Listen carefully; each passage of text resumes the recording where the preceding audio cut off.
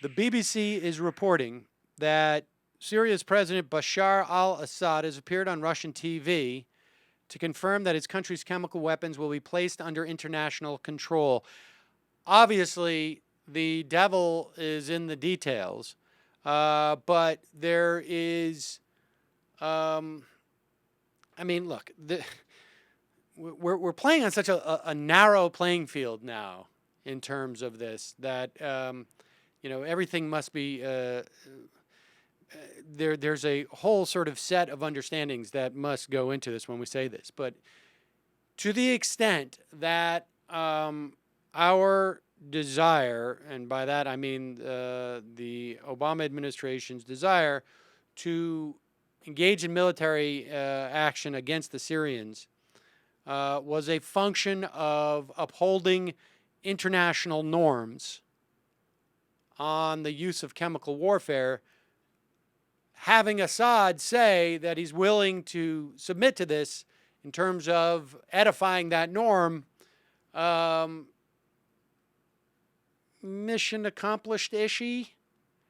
Putting aside the merits of just that mission for a moment, and aside the questions of how will this happen, how much will we really put under international control, can we trust the players, et cetera, et cetera. If this is about norms, then, at least in that sort of amorphous realm, this is good, although Michael's about to be the wet blanket.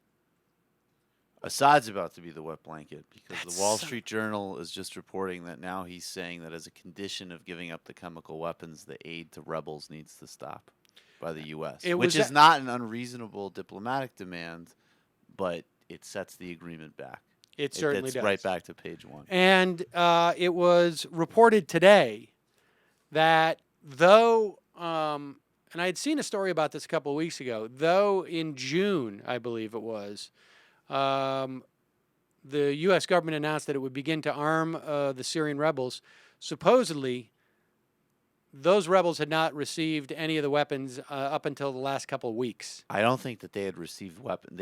We had been coordinating with the Gulf states. I don't think they had actually received weapons directly from us until more recently.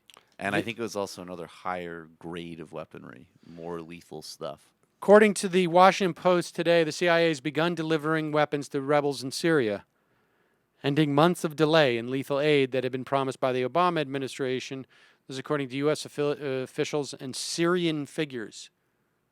I don't know what Syrian figures mean, but the shipment began streaming into the country over the past 2 weeks, along with separate deliveries by the State Department of vehicle and other gear. Flow of material that marks a major escalation of U.S. role in the Syrian civil war. That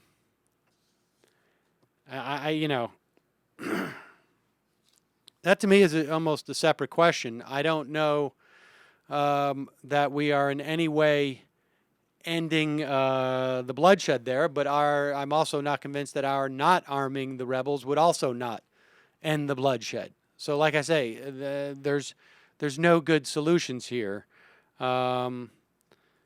Only less bad ones, and it's not even clear what the less bad ones are. But at the very least,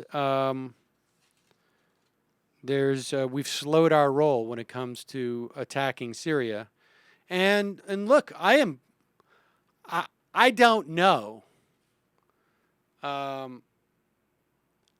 do not subscribe in the main to the 11-dimensional chess theory that this was the plan all along. But I do think that the administration deserves credit for either A,